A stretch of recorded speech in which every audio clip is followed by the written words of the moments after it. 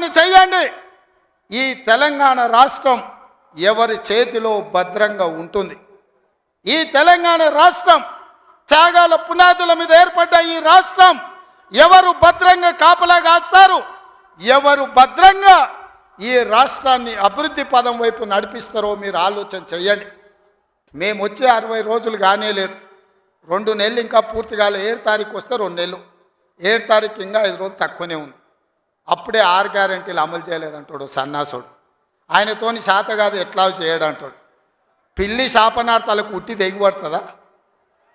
వీళ్ళ పొంకనాలు కాకపోతే 10 ఏళ్లలో మీరు ఏనాడైనా పేదవాళ్ళ ఇంటికి 200 యూనిట్లు ఉచిత కరెంట్ ఇవ్వాలన్న ఆలోచన చేసినవా?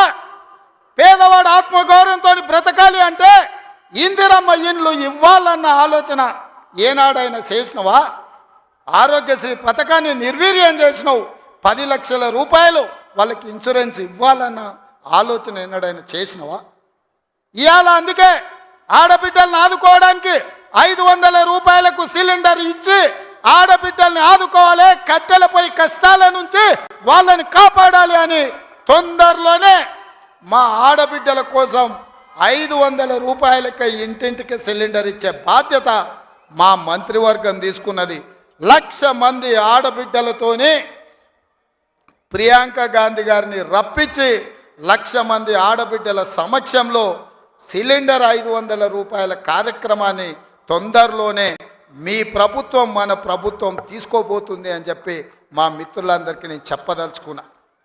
అదేవిధంగా మిత్రులారా, ఇంటికి ఉచిత కరెంటు 200 యూనిట్ల వరకు ఇస్తామని ఆనాడు చెప్పినాం.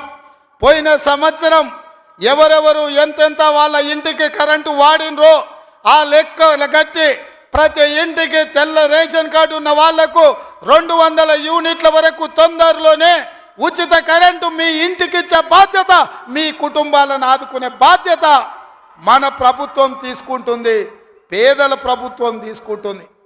ఆ ఎల్లా ప్రగతి భవన్ అనే పేరు మీద పెద్ద గడిని నిర్మించుకొని కష్టాలు చెప్పాలి అని గద్దరన్న పోతే ఎర్రటెండకు మిట్ట మధ్యాహ్నం 3 గంటలు నీ గేటు దగ్గర నించోబెట్టినావు కదా కేసీఆర్. ఈ పాపం ఊరికెపోతుందా అని నేను అడుగుతున్నా.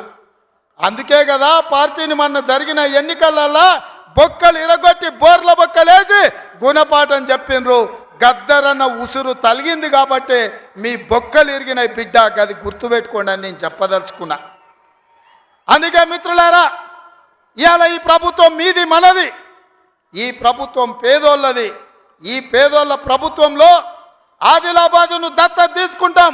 తప్పకుండా తుమ్మిడిఎత్తి దగ్గర ఉత్తమ్ కుమార్ రెడ్డి గారి అనుమతితోని సాగునీటి ప్రాజెక్టును కడతాం, కుప్టి ప్రాజెక్టును కడతాం, సబర్మతి ప్రాజెక్టును కడతాం, కడెం ప్రాజెక్టును రిపేర్ చేస్తాం. ఈ ప్రాంతాన్ని సాగునీటి రంగంలో పైనుంచి వస్తుంటే మా కొండ సురేఖక్క చూపిస్తుంది, కింద క్రేన్ పెట్టి బాయి తవ్వుకుంటారు నీళ్ళ కోసం, సాగు నీటి కోసం. మరి ఆ సన్నాసోడు 1 కోటి ఎకరాలకు నీళ్ళు ఇచ్చినా అన్నాడు. ఏడిచ్చిండా?